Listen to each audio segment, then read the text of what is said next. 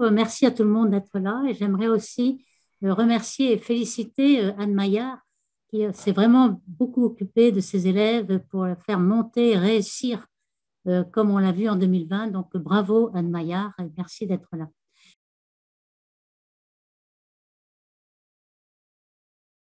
Donc nous allons parler en effet de trous noirs supermassifs. Et déjà, j'aimerais montrer la superbe image que vous avez dû voir et il a été publié il y a 2 ans maintenant, parce que c'était le 10 avril 2019, où l'on voit ici l'image, pour la première fois, l'image d'un trou noir supermassif. Alors, qu'est-ce que vous voyez ici? C'est évidemment le trou noir, on ne le voit pas, il est au centre. Ce qu'on voit, c'est l'ombre du trou noir. Ce trou noir ici, c'est le fait qu'il y a des rayons lumineux qui passent évidemment à l'intérieur, mais ces rayons lumineux sont piégés par le trou noir. Donc, c'est vraiment une ombre. Tous les rayons lumineux ne passent pas. Ici, vous avez en orange le gaz ionisé qui tourne autour du trou noir avec une vitesse proche de la vitesse de la lumière. Et il s'agit de la galaxie Messier 87 qui est à 60 millions d'années-lumière de nous, au centre de l'amas de la Vierge, l'amas de galaxie de la Vierge. Alors, comment a-t-on pu avoir cette image qui est, comme vous le voyez, de rayons d'une semaine-lumière par justement le télescope de Event Horizon, EHT. Qu'est-ce que c'est que ce télescope? C'est une série de télescopes, comme vous le voyez ici, qui se sert de plusieurs télescopes sur Terre, hein, en Europe, aux États-Unis, en Afrique, en Amérique du Sud, etc., pour se servir, c'est un interféromètre qui se sert comme ligne de base du diamètre de la Terre, donc 12 000 km, pour avoir une résolution spatiale qui est celle d'un télescope qui aurait 12 000 mètres de diamètre. Alors évidemment, ça nous donne une résolution de 40 micro-arcs-secondes. C'est vraiment extrêmement petit et c'est pour ça que c'est aujourd'hui seulement qu'on arrive à faire cette image. Alors au départ, depuis longtemps, on sait faire de l'interférométrie à très longue base en ondes centimétriques, en radio centimétrique. Et on voit ici qu'en effet, cette galaxie, Messier 87, a été déjà vue avec son G radio, dont je vais parler, qui sort du trou noir. Et puis, à 4000 années-lumière de taille, 2000 années-lumière, on a aussi un G optique. Et puis, on a pu faire, grâce à l'interférométrie à centimètres de longueur d'onde, 0,1 année-lumière. Mais voyez qu'à l'intérieur de ce disque rouge, on a cette fois une semaine d'année-lumière, quelque chose de bien plus petit. Et pourquoi on a pu y réussir, c'est qu'on est passé à plus haute fréquence, c'est-à-dire à longueur d'onde de 1 mm de longueur d'onde. Et là, c'est un défi parce que l'atmosphère n'est pas aussi stable que d'onde centimétrique. Elle est très bougeante, il y a de la turbulence. Et pour faire une phase cohérente entre deux distances de milliers de kilomètres, c'était très difficile. Donc, il a fallu attendre longtemps. Alors déjà, je reviens à la définition d'un trou noir, puisque nous sommes dans les débuts ici. Un trou noir, c'est un objet très compact. Il y a des trous noirs de toute masse, mais l'important, c'est que la compactification. Il y a tellement de masse et une densité tellement grande que l'espace est déformé. Alors, vous savez que depuis Einstein, depuis un siècle, on sait que la gravité n'est pas une force comme les autres, c'est une déformation de l'espace. Et on représente en général l'espace comme un tapis à 2 dimensions. On ne représente pas à 3 dimensions, mais il faut le généraliser ensuite à 3 dimensions. Ici, on a par exemple le Soleil, une étoile qui est représentée par le point bleu ici, qui dévie les rayons lumineux puisque l'espace est déformé. Alors maintenant, qu'arrive-t-il lorsqu'on a un astre qui est tellement concentré que c'est très, très grand et en fait, ça fait un trou dans le tapis plutôt que de déformer le tapis. Vous avez un trou ici, ça c'est le trou noir et ça c'est le Soleil. Comment on définit? Il faut que la vitesse d'échappement, alors vous savez que par exemple sur Terre, il faut une fusée pour envoyer quelque chose dans l'espace et pour qu'il soit délié de la gravité terrestre. Et ici, on peut définir une vitesse d'échappement telle que l'énergie cinétique, qui est proportionnelle à V2, soit proportionnelle à l'énergie potentielle, donc M sur R. Je ne montrerai pas beaucoup d'équations ici, mais ça, c'en est une qui permet de définir ce qu'est l'horizon des événements. Lorsque vous faites cette vitesse d'échappement égale à la vitesse de la lumière, à ce moment-là, on a le rayon au-delà duquel on ne pourra plus revenir. C'est-à-dire que si on s'est approché du trou noir à une distance plus petite que ce rayon de l'horizon, on ne peut plus en sortir. Il faudrait avoir une vitesse plus grande que la vitesse de la lumière, et ça, c'est impossible. Et donc, vous voyez que le rayon de l'horizon est proportionnel à la masse du trou noir. Donc, pour un trou noir d'une masse solaire, hein, on représente le Soleil, enfin l'unité de masse, c'est en général la masse du Soleil. Donc, pour un trou noir d'une masse solaire, le rayon est de 3 km. C'est extrêmement petit. Le rayon du Soleil actuel, c'est 710 000 km. Donc, on voit qu'il faut une concentration terrible. D'autre part, on dit qu'un trou noir n'a pas de cheveux parce qu'une fois que toute la masse est concentrée en ce point singulier qui est au centre de l'horizon, eh bien, il n'y a plus que la masse pour le caractériser et aussi le spin parce qu'il garde la rotation de la matière qui est tombée. Tout le reste est oublié. Donc, on a des trous noirs de différentes masses. En fait, il y en a qui sont de masse stellaire, quelques masses solaires. Pourquoi? Parce que lorsque une étoile de très grande masse explose en supernovae à la fin de sa vie, le résidu peut très bien ne pas avoir assez de support, puisqu'il n'y a plus de réaction nucléaire pour donner de la pression. Eh bien, s'il est supérieur à 3 masses solaires, le résidu va tomber et va se concentrer indéfiniment jusqu'à un trou noir, jusqu'à une singularité. Donc ça, on les connaît. Il y en a beaucoup dans la galaxie, puisqu'il y a eu beaucoup d'étoiles depuis 13 milliards d'années. Il y a eu beaucoup d'étoiles mortes dans la Voie lactée. Et donc, on pense qu'il y en a des millions, des centaines de millions. Et on en a détecté quelques-unes lorsqu'il y a une étoile binaire et lorsque la supernovae n'a pas éjecté son compagnon. À ce moment-là, l'étoile compagnon brille et puis tourne autour de quelque chose qu'on ne voit pas et qu'on déduit sa masse. Il y a les trous noirs supermassifs dont on va parler aujourd'hui, qui sont situés dans les noyaux de galaxies. Ils sont au centre de chaque galaxie. Et le rayon du trou noir supermassif, alors les masses sont entre des millions et des milliards de masses solaires cette fois-ci. Il y en a un dans la Voie lactée qui fait 4 millions. Celui de Messier 87, dont on a fait l'image que je vais vous montrer au début, fait 6 milliards de masses solaires. Alors, ce qui est intéressant de montrer ici, c'est qu'on a vu que le rayon était proportionnel à la masse. Donc, la densité à l'intérieur de l'horizon, qui est la masse sur le volume, donc la masse sur le rayon au cube, eh bien, il va être proportionnel à l'inverse de la masse au carré. Et à ce moment-là, ça veut dire que les gros trous noirs sont finalement une densité très faible par rapport aux petits trous noirs. Alors ça veut dire quoi? Et ça veut dire que si un astronaute, par exemple, on a figuré ici un astronaute qui s'aventure près d'un petit trou noir, si le trou noir est plus petit que 100 millions de masses solaires, par exemple, eh bien, les forces de marée vont le déformer, le détruire, le remettre en particules, et il va être complètement détruit avant même d'arriver dans l'horizon. Ça arrive aussi pour les étoiles, c'est ça qui nous intéresse. C'est comme ça que le trou noir peut s'alimenter. Et une étoile qui s'approche trop près va être détruite par interaction de marée et va être réduite à l'état de gaz qui va tourner autour et qui va se tourner comme un spaghetti.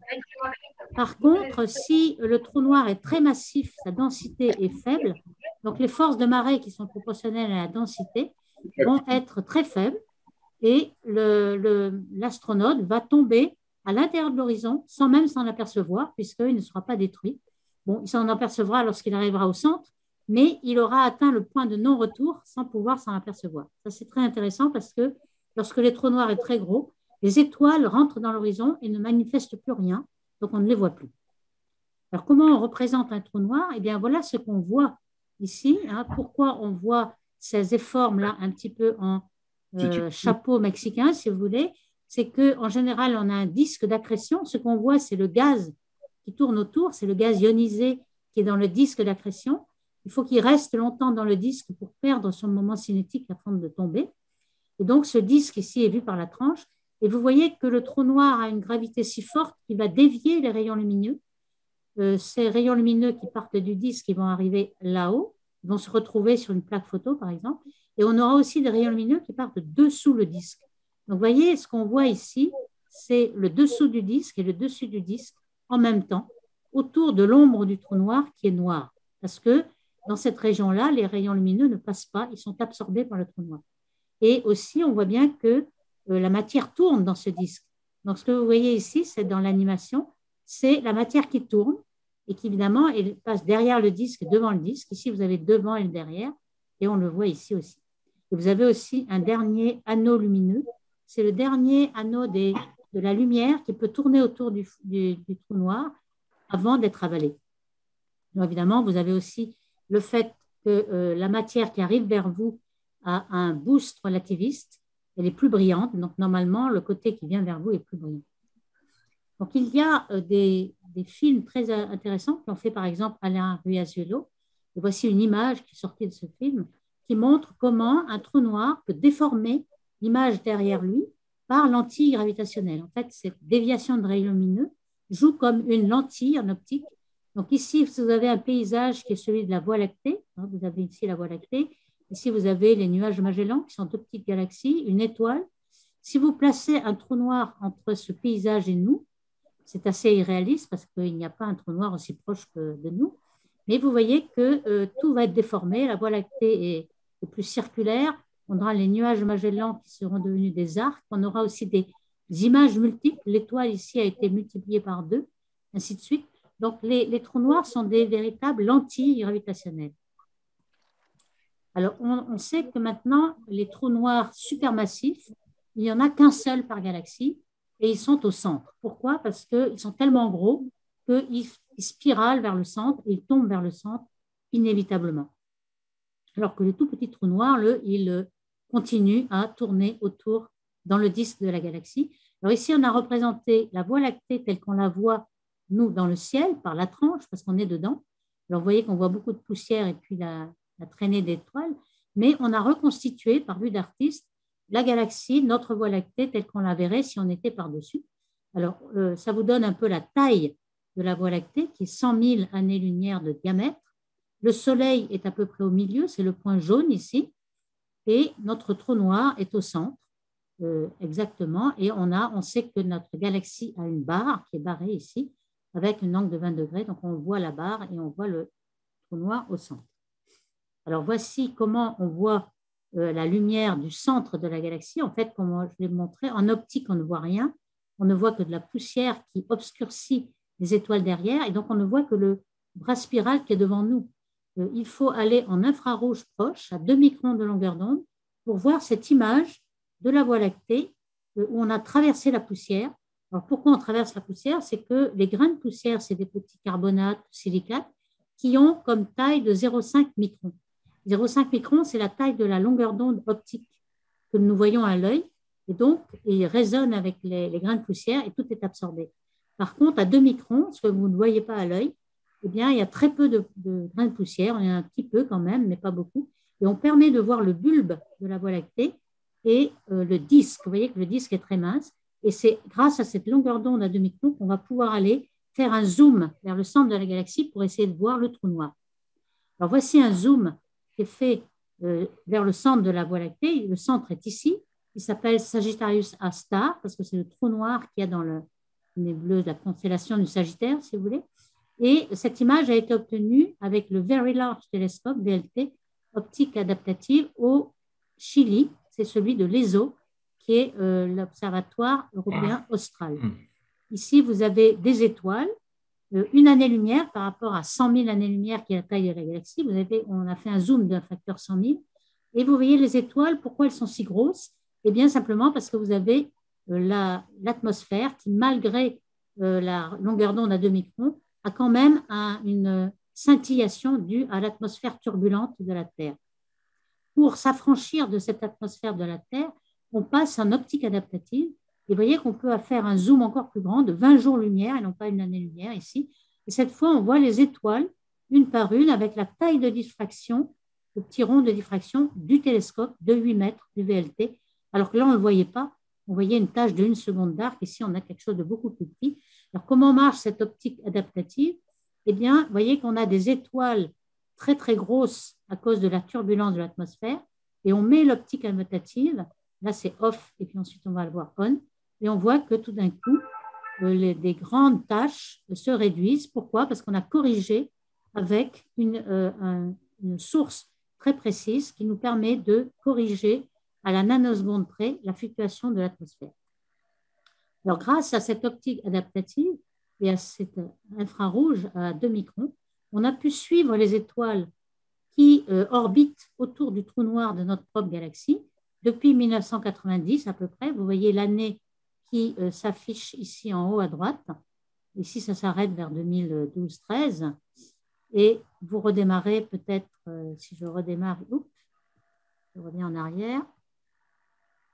Si ça redémarre à partir de 1995. Et ce que je voulais montrer précisément, c'est que vous avez des orbites des étoiles qu'on a suivies dans leur mouvement propre, qui sont des orbites de Kepler. C'est des orbites keplériennes.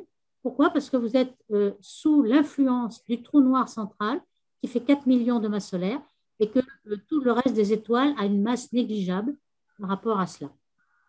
Donc, ça nous a permis, grâce à l'orbite de Kepler, il y a un petit peu comme le Soleil et les planètes, en fait, on peut déterminer la masse de l'objet central. Et aussi, on a pu déterminer, par exemple, le décalage vers le rouge gravitationnel dû à la relativité générale qu'avait prédit Einstein lorsque l'étoile la plus proche, qu'on appelle l'étoile S2, est passée très très près du trou noir qu'on a Sagittarius A star ici. Alors, sa période était de 16 ans.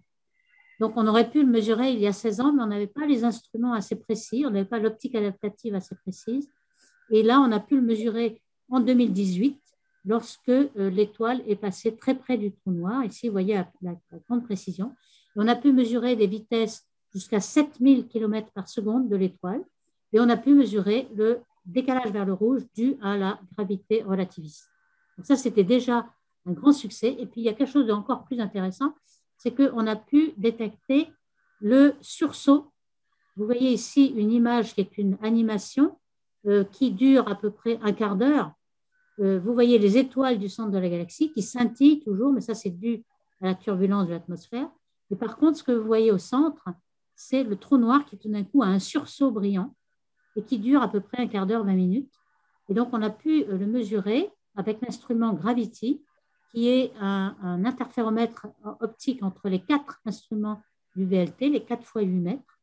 Et c'est la première fois, grâce à Gravity, qu'on pouvait faire cette interférométrie en infrarouge. C'est beaucoup plus difficile qu'en radioastronomie. Et on a pu aussi avoir quelque chose comme 40 micro-arcs secondes, comme l'Event Horizon Telescope, et cette fois autour de notre propre trou noir. Et on a pu suivre le sursaut, qui tourne comme ceci. On a pu montrer qu'il tournait avec une vitesse de 100 000 km à la seconde, donc c'est un tiers de la vitesse de la lumière. Mais on espérait peut-être détecter, alors il s'agit en fait, ce sursaut, il s'agit du gaz qui tourne autour du trou noir. On espérait peut-être détecter le spin du trou noir, mais on n'a pas pu. Pourquoi? Parce que ici, vous voyez la distance au centre et puis la période. Et en fait, on a mesuré du gaz qui tournait dans cette région-là. Alors, si le trou noir avait un spin qui tourne sur lui-même très rapidement, à ce moment-là, l'effet relativiste fait que l'espace tourne autour du trou noir. Et le gaz est obligé de tourner aussi puisque l'espace tourne. Ça, c'est quelque chose qui n'est pas dans la gravité de Newton. C'est l'entraînement de l'espace dû au trou noir en train de tourner. Et donc, par cette rotation imposée, vous pourrez avoir du gaz qui s'approche plus du trou noir car il a une force centrifuge qui l'éloigne. Donc, on aurait pu aller jusque-là. Et en fait, on n'a pas pu puisqu'on a mesuré du gaz ici. En fait, c'est par hasard. Il se peut que dans 5 ans, 3 ans, 10 ans, on mesure encore du gaz qui, celui-ci sera tombé et il y en aura d'autres qui sera un peu plus proche et on pourra mesurer le spin du trou noir. Pour l'instant, on était trop loin et donc, qui tourne ou qui ne tourne pas, ça aurait été la même chose.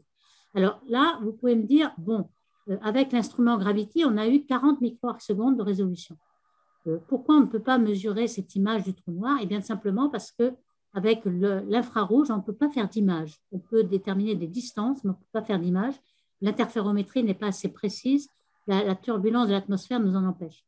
Et vous pouvez aussi me poser la question, pourquoi on a mesuré l'image du trou noir de Messier 87, qui est quand même à 60 millions d'années-lumière de nous, alors que notre trou noir est tout proche, et dans notre galaxie, il est à 8000 années-lumière. Il est 2000 fois plus proche. Pourquoi on n'a pas pu? Eh bien, on s'y est attelé, disons, l'Event Horizon Telescope a essayé de le mesurer. Le problème, alors en effet, il est exactement la même taille. C'est une coïncidence en fait, parce que M87 est 2000 fois plus loin, mais la masse de son trou noir est 2000 fois plus grande, donc la taille linéaire, R, qui est proportionnelle à la masse, est aussi 2000 fois plus grande. Donc, la taille angulaire, qui est le rayon sur la distance, est le même. Donc, on a cette image-là, c'est 40 micro-arcs secondes. Ça aurait pu être la même pour notre galaxie. Et pourquoi on n'a pas pu la mesurer? C'est que la période de rotation du gaz autour du trou noir est aussi proportionnelle à la masse. Donc, pour Messier 87, ça dure 2 mois. Il met 2 mois à tourner le gaz, alors que pour notre propre galaxie, ça met un quart d'heure, 40 minutes. On a vu que le sursaut était de 30 minutes, 40 minutes.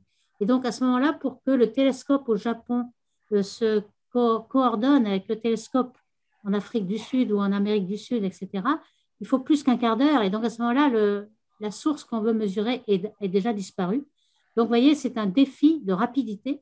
Peut-être qu'on y arrivera en essayant de combiner plusieurs sursauts, mais avec les sursauts qu'on a déjà mesurés, il n'était pas possible de mesurer, d'avoir l'image du trou noir avec l'Event Horizon Telescope de notre propre galaxie, alors que la taille angulaire est la même. Alors, vous voyez qu'on a eu beaucoup d'informations sur le trou noir de Messier 87, puisqu'on prédit par la théorie, il y a 4 sens de rotation. En fait, il y a le sens de rotation du spin du trou noir, il y a le sens de rotation du gaz, qui est en bleu et noir. Donc, je ne rentre pas dans les détails, mais il y a 4 combinaisons possibles, évidemment. Soit les deux tournent en même temps, soit ils tournent de façon différente, soit ils tournent d'un côté et de l'autre par rapport à l'observateur. Et en fait, on a mesuré ça et pas ça du tout. Donc, on sait déjà que nous sommes dans ce cas-là et bientôt, on pourra savoir exactement s'il tourne et dans quel sens.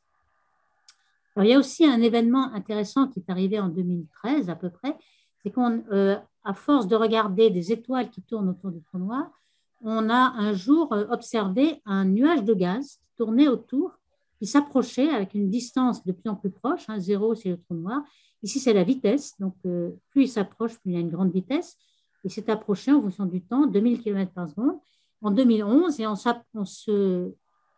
extrapolait que ce gaz avait cette orbite-là, c'est-à-dire une période de 137 ans. C'est une orbite de Kepler. Le trou noir est ici, elle est très elliptique. Le trou noir est au foyer de l'ellipse. Le trou noir est ici. Et on pensait donc en 2011 qu'en 2013, on allait avoir un feu d'artifice parce que le gaz allait être détruit par interaction de marée et tomber sur le trou noir. On allait avoir un petit quasar, un petit noyau actif. Pas du tout, en fait, ce qui s'est passé. Tous les télescopes ont regardé en 2013-2014 ce qui s'est passé.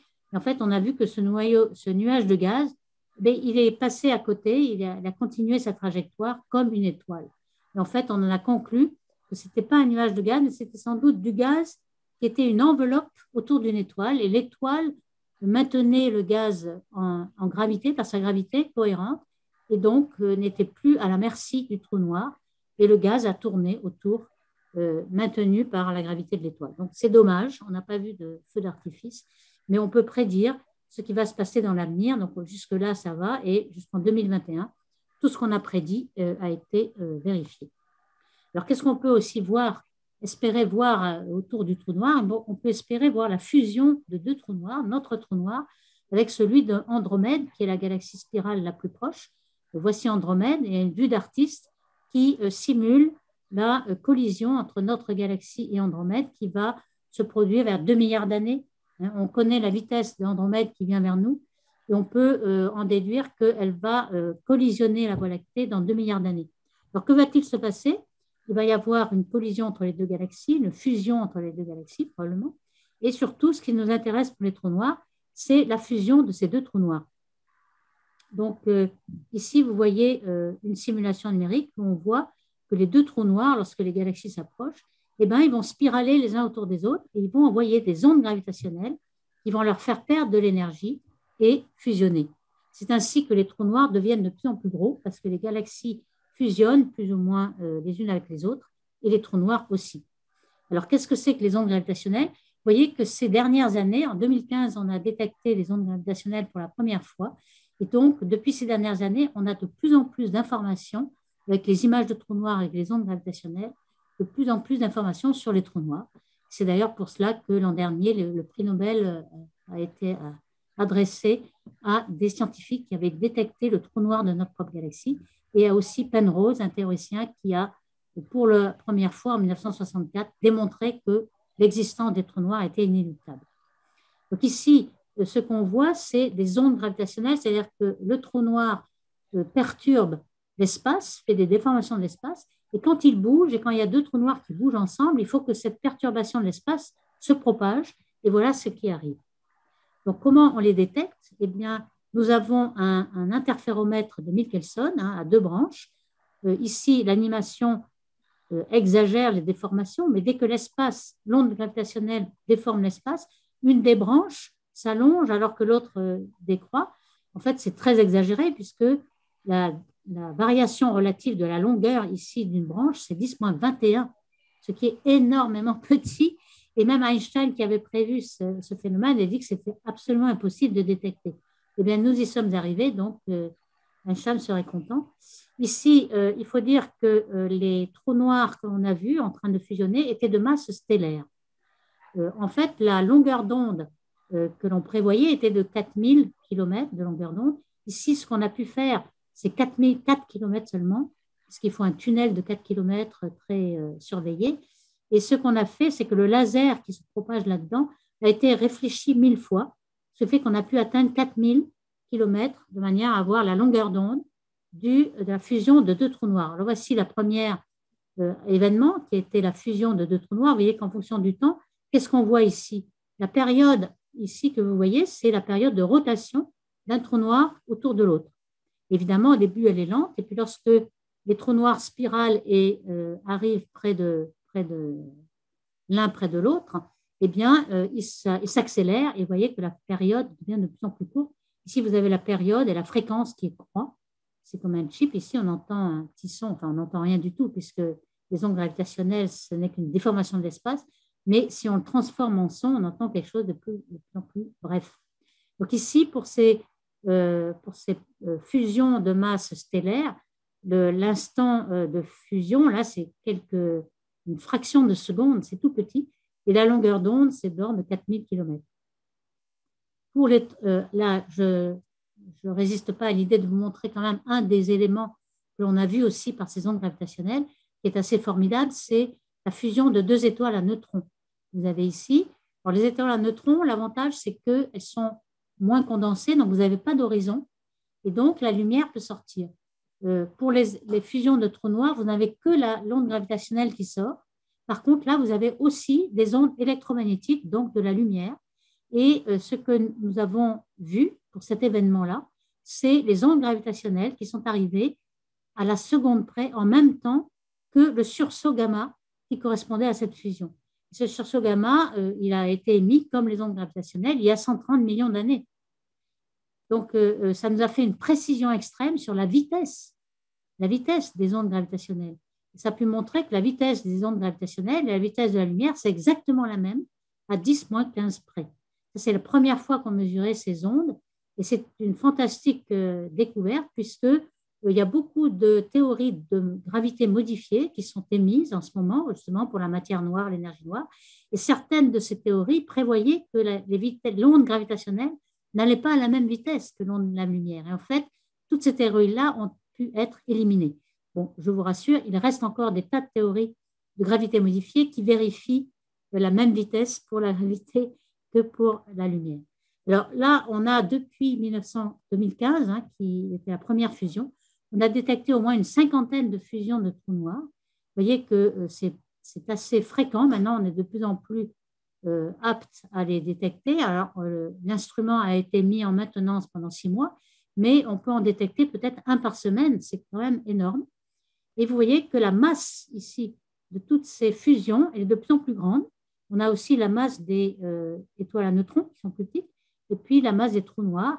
Et on a détecté récemment, l'an dernier, des trous noirs de masse très grande qui sont peut-être intermédiaires. On a parlé des petits trous noirs et des gros trous noirs parce qu'on a observé les deux.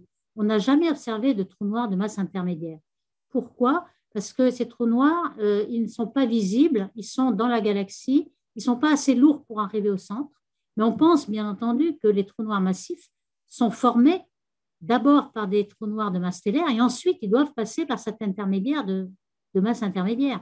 Alors comment sont-ils formés? Eh bien, on pense que c'est par fusion, justement, parce qu'il est impossible d'avoir des étoiles qui explosent avec des trous noirs de 60 et 130 masses solaires. C'est impossible parce qu'à ce moment-là, il y a un événement de supernovae tellement grand qu'il y a des paires matière-antimatière qui explosent l'ensemble et toute la supernovae s'envole dans l'espace, il n'y a aucun résidu. Donc, pour qu'il y ait des trous noirs de cette masse-là, il faut absolument qu'on ait des fusions successives. Alors ça, c'est quand même problématique parce que les étoiles dans la Voie lactée, elles sont très loin. Par exemple, le Soleil, l'étoile la plus proche est à 4 années-lumière, ce qui est à peu près courant. Mais vous avez quand même des amas globulaires, comme vous en voyez un ici à droite, où il y a 100 000 étoiles dans une année-lumière. Au lieu d'avoir le plus proche compagnon à 4 années-lumière, vous en avez 100 000 d'un côté. Et à ce moment-là, il y a beaucoup de collisions entre étoiles, et lorsque l'étoile a formé son trou noir, il y a beaucoup de collisions en trous noirs.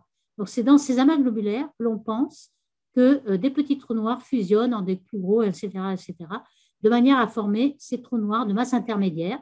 Et lorsqu'il est assez gros et que les amas globulaires arrivent vers le centre de la galaxie, on va pouvoir former la graine d'un trou noir supermassif qui sont dans les galaxies. Alors, vous allez me dire, comment est-ce qu'on va pouvoir bientôt mesurer la fusion par onde gravitationnelle de trous noirs supermassifs? Ben, ça va être difficile parce que les longueurs d'onde, lorsque les trous noirs supermassifs vont tourner les uns autour des autres, ils ont une période beaucoup plus grande. Pour les trous noirs intermédiaires, ça va être, il va falloir un bras de l'interféromètre de Michelson de 4 millions de kilomètres. Pour ça, on va lancer bientôt un satellite, LISA, qui va être lancé dans l'espace avec des petits satellites, en fait, une série de petits satellites qui vont être distants de millions de kilomètres. Donc ça va être bientôt pour les trous noirs de masse intermédiaire. Et pour les trous noirs supermassifs, la longueur d'onde va être de l'année-lumière. Ça va être très difficile. Et comment on va faire? C'est grâce aux pulsars. Vous avez ici une image qui vous montre des pulsars. Les pulsars, c'est des étoiles à neutrons qui tournent énormément sur elles-mêmes, puisque par concentration, le moment cinétique s'est concentré. Et on a des trous noirs, des étoiles à neutrons, qui tournent avec des fréquences de 1000 fois par seconde, 1000 tours par seconde. On appelle ça les millisecond pulsars, donc la période est de millisecondes. Et donc, ces trous noirs, ces étoiles à neutrons, sont très, très, très précis. Ce sont des horloges, d'ailleurs, c'est pour ça qu'une marque d'horloge s'appelle les pulsars, c'est qu'on a 15 chiffres significatifs au-delà de la virgule sur la précision de la période de la milliseconde. Donc, ces étoiles à neutrons, ces pulsars, on peut en détecter jusqu'à 20 000 dans la Voie lactée. Donc, ce sont comme des jalons, des horloges. Et lorsqu'il y aura une onde gravitationnelle qui est symbolisée par le tapis là, qui oscille, eh bien, la période va bouger. La période qu'on aura sur Terre va bouger. Donc, on aura une petite perturbation sur la période de la milliseconde qu'on peut mesurer et qu'on va pouvoir détecter les ondes gravitationnelles comme ça. On ne pourra jamais envoyer des satellites avec des distances entre satellites d'une année-lumière, bien sûr. Alors maintenant, je viens à le phénomène de trous noirs supermassifs qui est à l'origine des quasars.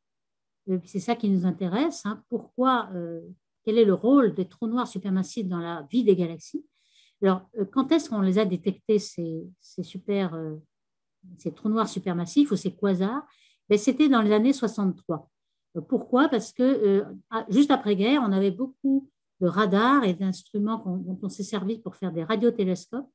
Et on a commencé à faire des surveys du ciel en radio, et donc avoir des catalogues de radiosources qui étaient un peu inconnus, très fortes, beaucoup de luminosité, mais en radio, il n'y a pas de raie spectrale, on ne pouvait pas savoir à quelle distance étaient ces radiosources. Donc, on a essayé de chercher quel était le correspondant optique de cette radiosource. Donc, quand on a eu assez de résolution en radio pour avoir l'optique à côté, on s'est aperçu que ces radiosources étaient comme des étoiles. Et on l'appelait quasi-star, quasi-étoile, donc quasar. Pourquoi? Parce que vous voyez, elle scintille, elle est ponctuelle, elle a des aigrettes de diffraction comme une étoile. Par contre, le spectre de cette étoile était très, très bizarre. Vous n'avez pas du tout les raies attendues, comme dans celle du Soleil.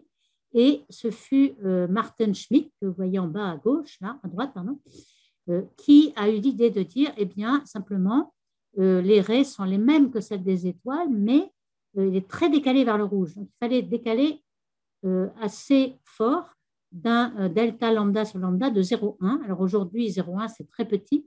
On mesure maintenant des décalages de facteur 7 à 10, non pas de 0,1. Mais à l'époque, en 1963, c'était très petit. Et c'était un objet, grâce à l'expansion de l'univers, on peut démontrer que ce décalage vers le rouge vaut 2 milliards d'années-lumière. Donc, c'était des objets très lointains, donc évidemment encore plus énergiques pour obtenir ces superbes luminosités. Et par contre, pourquoi on peut, dans un point, puisque c'est une quasi-étoile, on a un point rayonner tant de luminosité. Alors, on s'est aperçu assez vite, et maintenant vous avez ici une image de Hubble Space Telescope, du télescope spatial Hubble. Évidemment, c'est plus moderne, mais lorsqu'on s'est aperçu qu'on pouvait soustraire l'étoile, le point, c'est-à-dire la réponse à un point du télescope, ça on peut le faire avec le Hubble, encore que ce n'est pas très bien fait, mais enfin on sait la soustraire, et on voit que dessous il y a une galaxie. Donc, ça veut dire que tous ces quasars, c'est des noyaux de galaxies.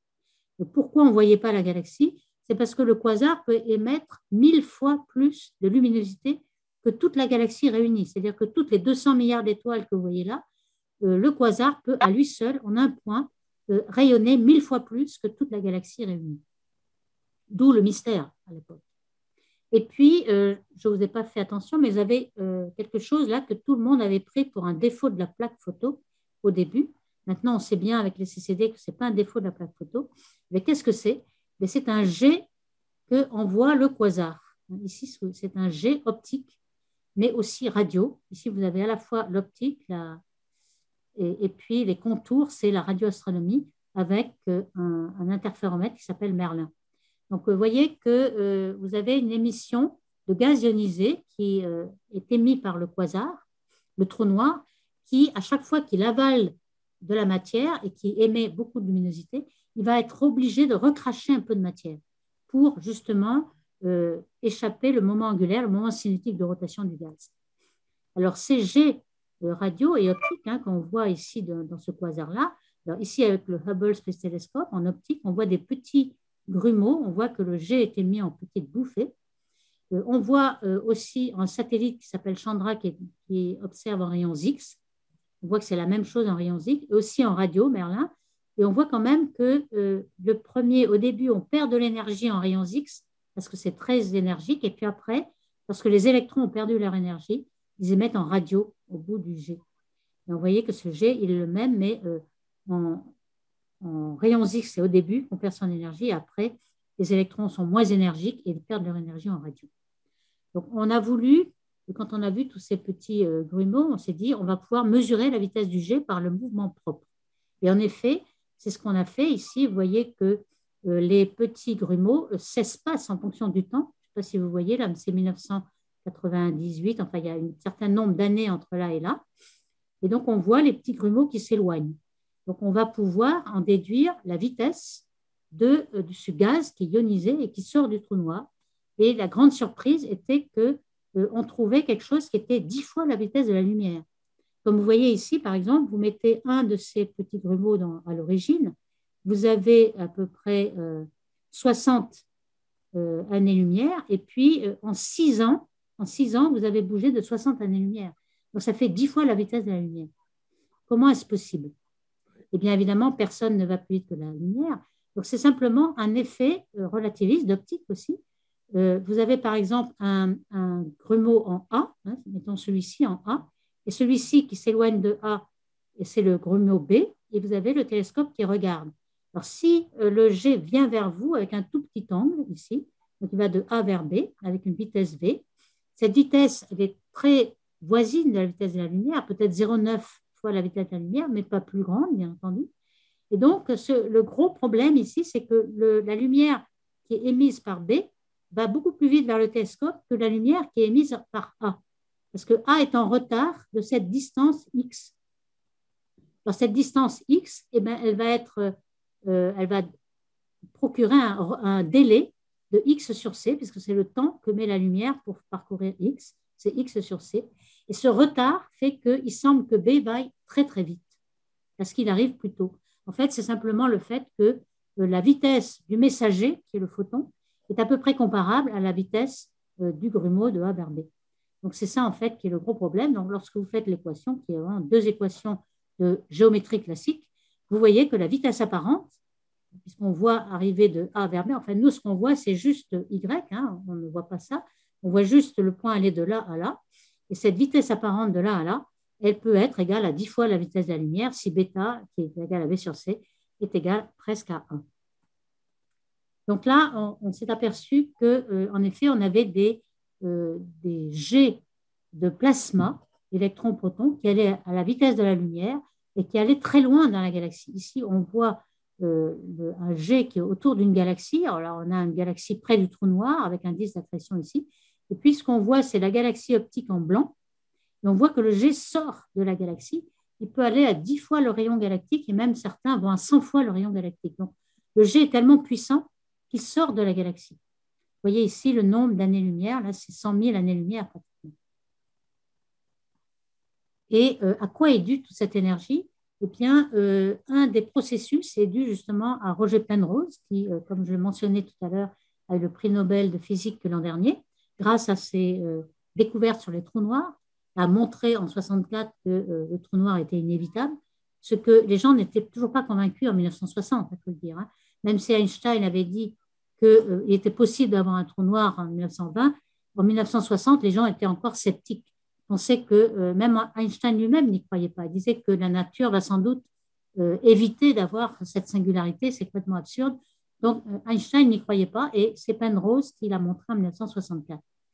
Donc ce que Penrose a vu aussi, c'est que lorsque le trou noir est en rotation, donc vous avez non seulement un horizon, mais ici on a un axe de rotation, mais aussi une sphère qu'on appelle ergosphère, qui est plus allongée près de l'équateur, dû à la force centrifuge près de l'équateur. Et évidemment, lorsqu'on est dans l'ergosphère, on va pouvoir tomber sur le trou noir. On n'est pas encore dans l'horizon, donc on peut en ressortir. Donc, si jamais de la matière interstellaire qui est autour du trou noir tombe ici, on peut fragmenter cette matière. Il y a une partie qui va tomber sur le trou noir et être avalée. Et comme elle tourne en sens contraire, en principe, c'est pour tout le monde, mais elle tourne en sens contraire, donc elle va pouvoir réduire le spin du trou noir, hein, puisque le moment cinétique est conservé. Donc, si vous jetez quelque chose qui a un moment cinétique négatif, il va réduire la rotation du trou noir. Et à ce moment-là, ça va éjecter avec énormément d'énergie l'autre partie de la particule, et cette énergie est prise sur le trou noir. En fait, à peu près un quart de l'énergie du trou noir est son énergie de rotation. Donc, si vous supprimez la rotation du trou noir, vous pouvez prendre un quart de l'énergie du trou noir. C'est ça le principe de Penrose pour éjecter le jet. Alors, comment est-il collimaté? Pourquoi il est tellement collimaté en un fin jet jusqu'à 100 000 années-lumière? Eh bien, simplement grâce au champ magnétique. Ce jet est de la matière ionisée, donc très sensible au champ magnétique. Le champ magnétique est très fort. Pourquoi? Parce que vous avez un effet dynamo énorme. Vous avez un disque d'accrétion qui tourne à presque la vitesse de la lumière. Le champ magnétique fait 12 ordres de grandeur de plus que tous les plus grands champs magnétiques que vous avez sur Terre. Et vous avez un piège magnétique, en fait, vous piégez la matière ionisée ou le confiner dans un jet très précis. Et c'est comme cela qu'on peut, par simulation, montrer pourquoi vous avez des jets aussi grands. Ici, vous avez un jet que l'on voit en radio, qui est très puissant ici. Et peu à peu, les électrons perdent de l'énergie, se trouvent dans les lobes radio, qui sont bien plus loin que la galaxie optique qui est dans ce point-là.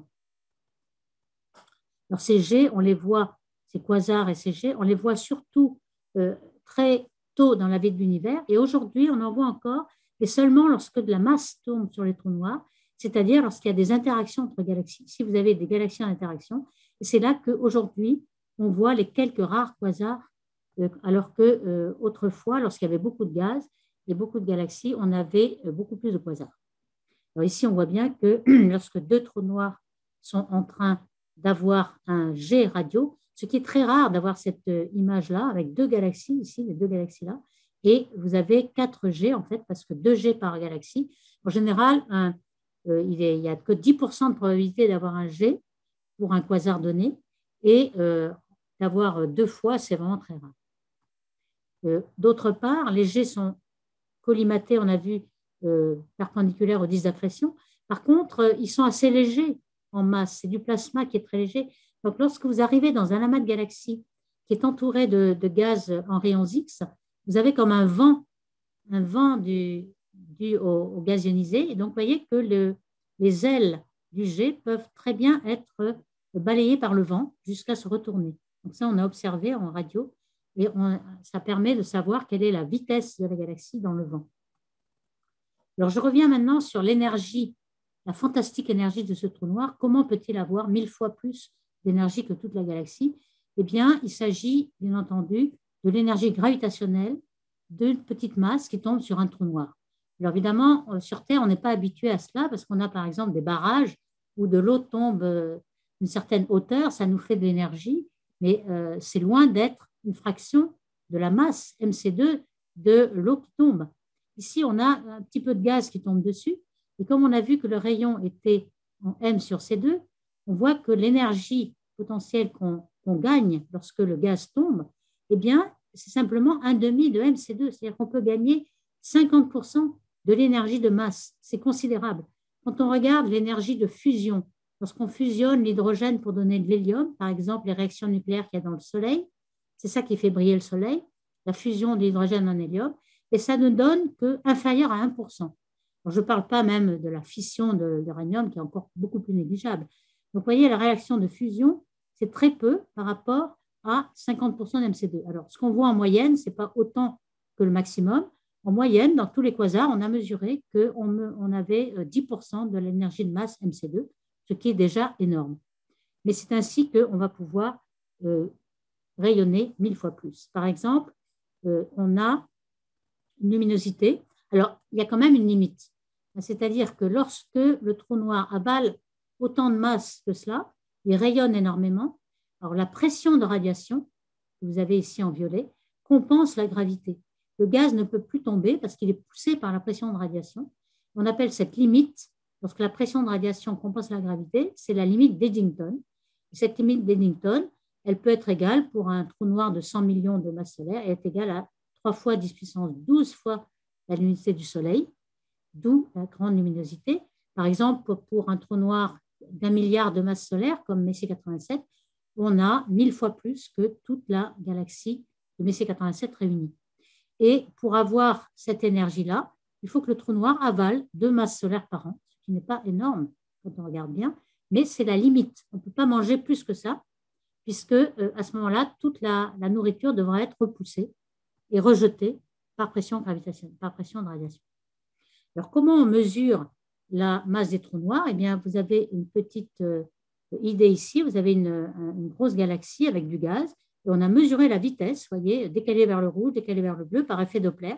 Et on peut mesurer la masse des trous noirs. Donc, on connaît bien la masse des trous noirs. On la connaît aussi par la rotation des masers, les masers H2O par exemple, qui sont vus par interférométrie à longue base aussi. On a mesuré ça. Donc, il y a énormément de façons de mesurer.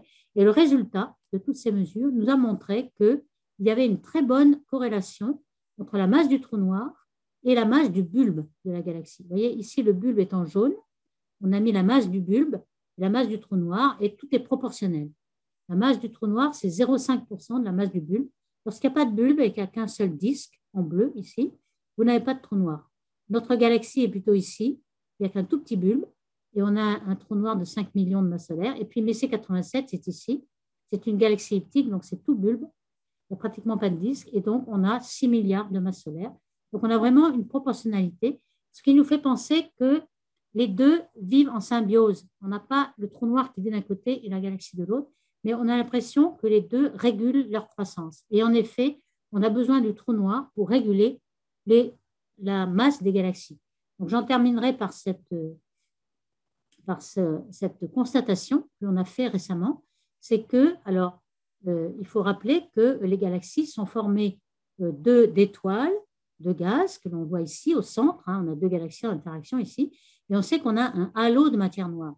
Le halo est beaucoup plus grand. Pourquoi? Parce que les particules de matière noire ne rayonnent pas, donc elles ne peuvent pas dissiper d'énergie, elles ne peuvent pas rayonner. Donc, c'est comme ça que la matière ordinaire rayonne et peut tomber au centre des galaxies. Mais les halos noirs ne peuvent pas. Donc, on ne pourra pas, par exemple, par matière noire, alimenter le trou noir. Ça, ce n'est pas vrai du tout. Le trou noir ne s'alimente que par la matière ordinaire. Mais dans tout l'univers, on sait aujourd'hui que la matière ordinaire, qu'on appelle baryon, n'est que 5% du total, du contenu total de l'univers, et que la matière exotique, qui est faite de particules dont on ne connaît toujours pas la nature, et qui n'est pas des atomes d'hydrogène ni quoi que ce soit, c'est 25%. Donc, le rapport entre matière totale, 30%, et matière ordinaire, les atomes, ce n'est que 20%. Donc, on se serait attendu que dans les galaxies, on ait 20% de matière ordinaire. Mais pas du tout. On a quelque chose qui est bien inférieur à 4%. Donc, ce qui veut dire que toute la matière ordinaire a été balayée des galaxies et éjectée des galaxies dans le milieu intergalactique. Pourquoi? Et bien justement, c'est là que les trous noirs vont nous aider à comprendre ceci. Les trous noirs vont éjecter toute la matière ordinaire des galaxies. On en a quelques preuves ici. Vous avez ici, par exemple, l'amas de Persée, où la galaxie centrale a éjecté par son jet AGN, ici. Et vous avez une petite simulation qui montre comment le jet radio va pousser la matière qui, cette fois-ci, est en rayons X autour et qui fait des cavités dans rayons X. Et on voit qu'il propage et il éjecte la matière. On en voit aussi dans beaucoup d'amas de galaxies. Ici, vous avez un jet radio qui crée des cavités et qui expulse toute la matière qui serait normalement dans les galaxies, dans l'espace intergalactique. C'est peut-être pour ça qu'on a 80% de la matière ordinaire, elle est en dehors des galaxies et pas dans les galaxies. Ici, on voit qu'il y a plusieurs éjections comme ça. Vous avez une cavité ici, une deuxième cavité, une troisième cavité qui commence à... Donc, il y a des éjections successives qui vont éjecter toute la matière noire des galaxies. Il y a aussi, en rayons X, on a pu mesurer très près du trou noir, vous avez des raies comme ça, du fer très ionisé parce qu'on est près du trou noir et très, très chaud. On l'observe, ces raies en rayons X, et on a pu mesurer une vitesse par effet Doppler de 10 000 km ou 30 000 km par seconde, donc des jets de gaz ionisé très forts, et même des jets moléculaires. On a pu voir des jets de 1000 km par seconde de molécules qui étaient éjectées comme ça des galaxies. Donc, cette idée d'avoir le trou noir qui modère la formation d'étoiles et modère la formation des galaxies, parce que les galaxies ont tendance à former beaucoup d'étoiles. Et finalement, on a remarqué que dans les simulations numériques cosmologiques, lorsqu'on ne prenait pas en compte les trous noirs, eh bien, on formait des galaxies qui étaient 10 à 100 fois plus grandes que toutes les galaxies qu'on voit aujourd'hui. Et en fait, il nous faut les trous noirs au centre. Ils sont tout petits. Ils n'ont pas beaucoup d'interactions gravitationnelles. Par contre, par leur luminosité et par leur effet dynamique sur le gaz qu'ils expulsent de la galaxie, ils peuvent arrêter la formation d'étoiles et modérer la formation d'étoiles. C'est pour ça qu'on a une bonne corrélation entre la masse du trou noir et la masse des étoiles, du bulbe. Alors ici, on voit bien qu'il y a une galaxie spirale et on voit le jet en rayons X là, qui expulse la matière du disque. Pourquoi? Parce que le jet radio et le jet en rayons X, il est dans le plan de la galaxie. On s'est aperçu aussi que le disque d'accrétion n'était pas forcément aligné avec le disque de la galaxie. Donc, le disque d'accrétion qui est perpendiculaire au jet, le jet peut être dans le plan de la galaxie. C'est un peu le schéma, le carton qui est ici.